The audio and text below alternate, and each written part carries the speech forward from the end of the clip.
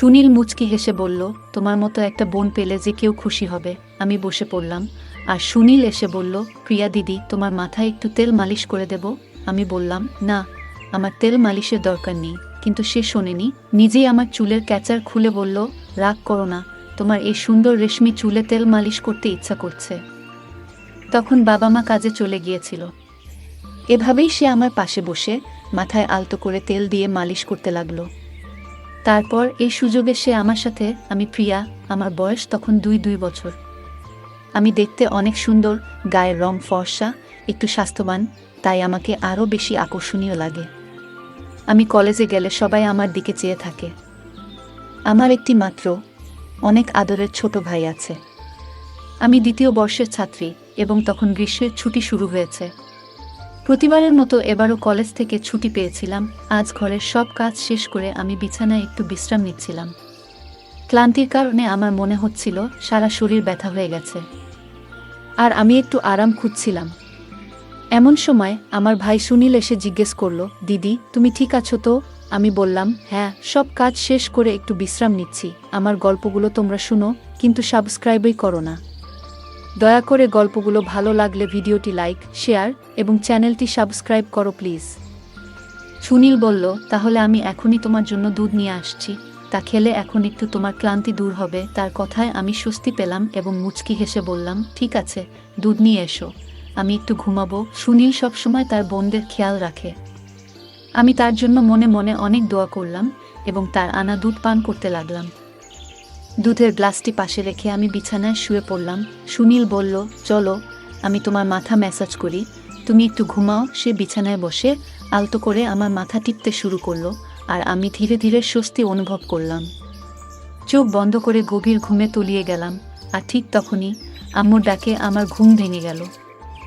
ঘড়ির দিকে তাকিয়ে দেখি রাত 10টা বাজে। একটু ধাক্কা খেলাম। বুঝলাম বাবাও অফিস থেকে ফিরে এসেছেন। আমি মনে মনে ভাবতে থাকলাম, এতক্ষণ আমি কিভাবে ঘুমালাম। আমি উঠে দাঁড়াতে চেষ্টা করলাম, কিন্তু মাথা ঘুরে গেল, কিছুই দেখতে পাচ্ছিলাম না। ফ্রেশ হয়ে বেরিয়ে এলাম, দেখি সবাই আমার জন্য অপেক্ষা করছে।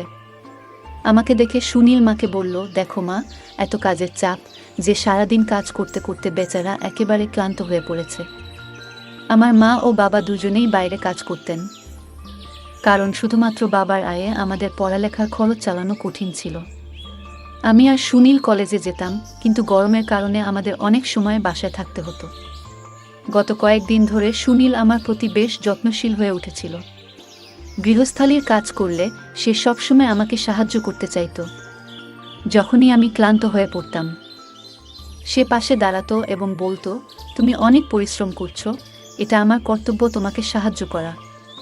আমি চুপচাপ শুয়ে থাকতাম। একদিন রাতে আমার ভাই চুপি স্যারে আমার রুমে ঢুকলো। আমি তখন ঘুমাচ্ছিলাম, কিন্তু মনের ভেতর জেগেছিলাম। রুমটা অন্ধকারে নিমজ্জিত ছিল, আর আমি আতঙ্কে চোখ খুলে তাকালাম। ঘুমানোর আগে দরজাটা সামান্য খোলা রেখেছিলাম, কিন্তু যখন ঘুম ভাঙল তখন কেউ সেখানে ছিল না।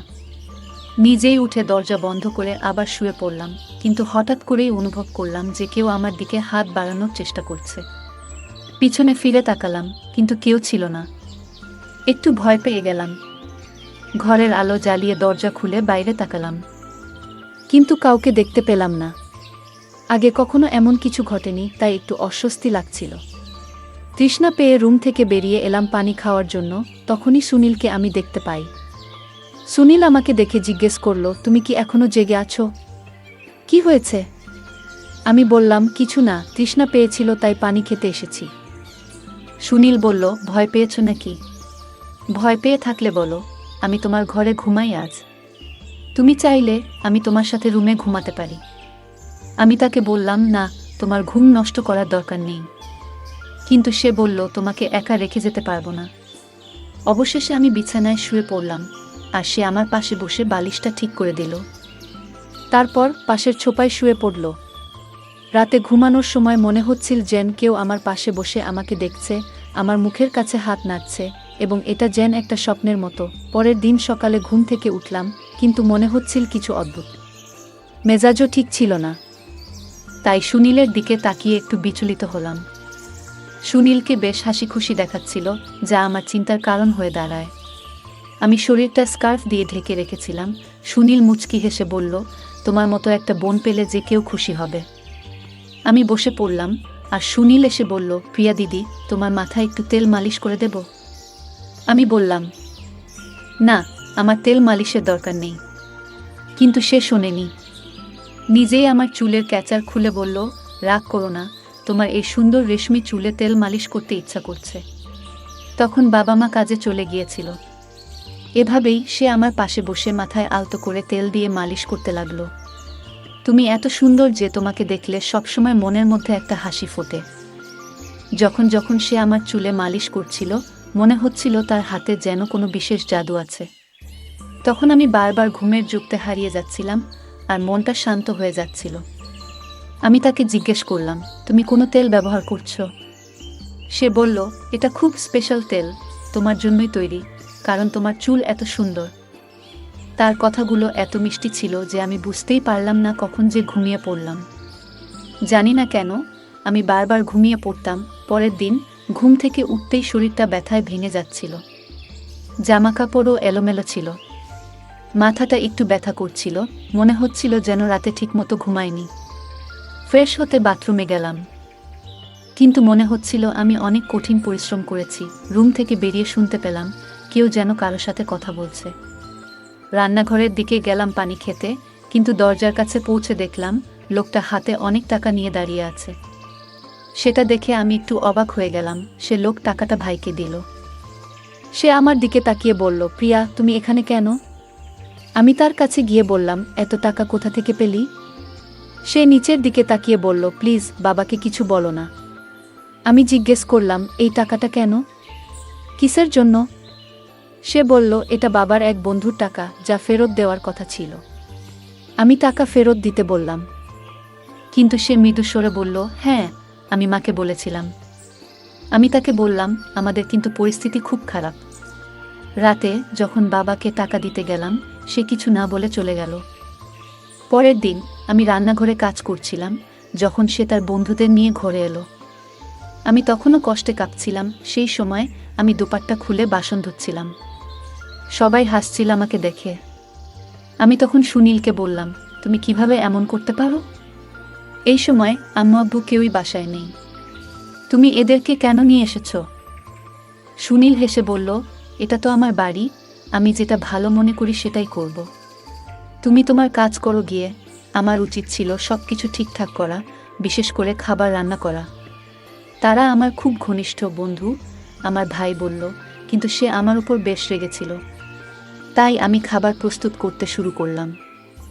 যখন সব কিছু প্রস্তুত হলো, তখন আমার ভাই বলল, তুমি নিজেই খাবার পরিবেশন করবে।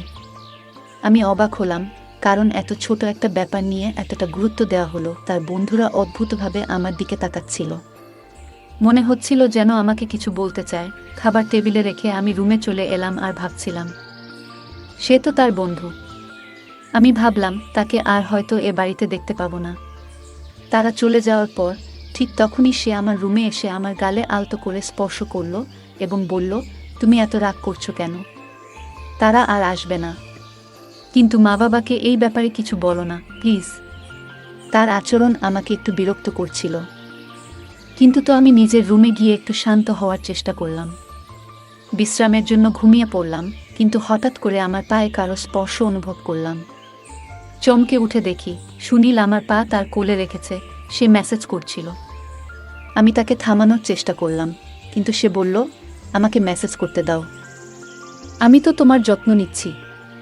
মা বাবা তো সবসময় কাজে ব্যস্ত, তাই আমার সময় আছে তোমাকে দেখাশোনা করার।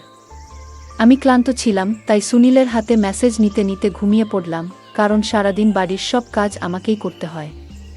এখন কলেজ ছুটি দেওয়ার পর আমাকেই বাড়ির সব কাজ করতে হয়। বাবা মা সবাই কাজে যায়, তাই বাড়ির সব দায়িত্ব আমার। যখন ঘুম ভাঙল, তখন মাথাটা ঘুরছিল আর বিছানার চাদর এলোমেলো হয়েছিল। একটা মৃদু পারফিউমের গন্ধ পাচ্ছিলাম, যা আমাকে আরও অস্বস্তিতে ফেলল। আমি বিছানায় শুয়ে পড়লাম।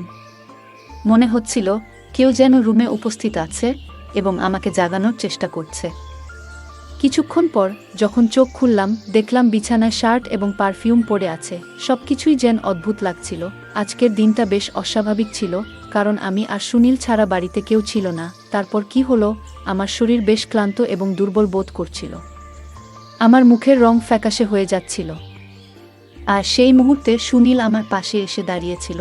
আমি কোনোভাবে অজুহাত দেখিয়ে নিজেকে সরিয়ে নিয়েছিলাম, কিন্তু মনটা অদ্ভুত সব চিন্তায় ভরে উঠছিল। আমার এই অস্বাভাবিক অবস্থা দেখে মাও দুশ্চিন্তাগ্রস্ত হয়ে পড়েছিলেন, কারণ তিনি বুঝতে পারছিলেন না আমার মধ্যে এমন কী সমস্যা হচ্ছে। সেই রাতে আমি বারবার জেগে উঠছিলাম এবং পরের দিনও ভালোভাবে ঘুমাতে পারিনি। দিনের পর দিন আমি যেন আরও বেশি রোগা হয়ে যাচ্ছিলাম। আমার সৌন্দর্য যেন কমতে শুরু করেছিল। জানি না কেন আমার সাথে এমন কিছু হচ্ছে। বাবা মা যথারীতি তাদের কাজে গিয়েছিলেন, আর আমি নিজেও ডাক্তারের কাছে গেলাম। সেখানে আমি একটা বিস্ময়ে চমকে যাওয়ার মতো খবর পেলাম। আমি গর্ভবতী, কিন্তু তখনও ভাবছিলাম এটা কিভাবে সম্ভব, আমার ভাই কিভাবে এতে জড়িত হতে পারে। তখন মনে পড়ল সে আসলে আমার সৎ ভাই, মায়ের প্রথম বিয়ের সন্তান। সেই বিশ্বাসটি এতদিন আমার অজানা ছিল, যা আমাকে ভাবতে বাধ্য করেছিল। আমি তাকে নিজের ভাইয়ের মতো ভালোবেসেছিলাম। আমি তখন আমার রুমে একটি মোবাইল ক্যামেরা স্থাপন করলাম, কারণ পরিস্থিতি যাচাই করা খুব দরকার ছিল। সুনীল আবারও আমার কাছে এসে মাথায় তেল মালিশ করতে শুরু করলো। আমি জেগে থাকার জন্য অনেক চেষ্টা করলাম, কিন্তু তেলের গন্ধে আমি অজ্ঞান হয়ে গেলাম।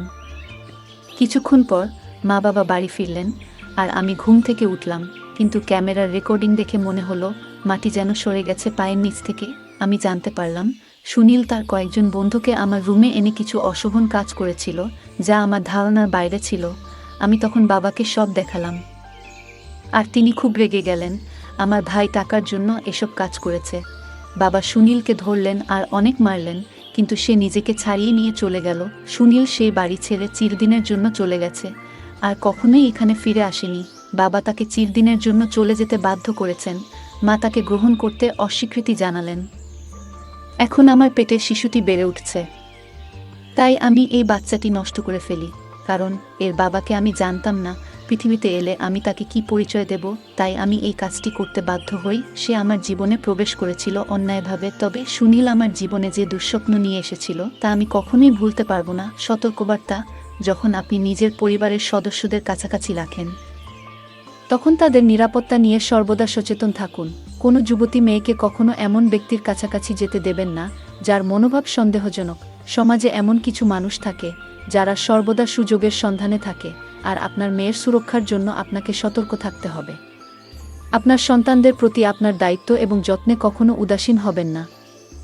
আমার বাবা মা নিজেদের জীবনের তাগিদে এতটাই ব্যস্ত হয়ে পড়েছিলেন যে তারা আমার সৎ ভাইয়ের সাথে আমাকে একা রেখে দিয়েছিলেন, আর আমি তাকে আমার বিশ্বাসযোগ্য বন্ধু ভেবেছিলাম। কিন্তু সময়ের সাথে সাথে বুঝতে পারলাম নিজের ও পরিবারের সুরক্ষাই সবচেয়ে গুরুত্বপূর্ণ। গল্পটা কেমন লাগলো জানাতে ভুলবে না। আরও মজার মজার রোমান্টিক গল্প শুনতে চাইলে ভিডিওটি লাইক, শেয়ার এবং চ্যানেলটি সাবস্ক্রাইব করতে ভুলবে না। বেল আইকনটি ক্লিক করো নতুন আপডেট পেতে। ধন্যবাদ।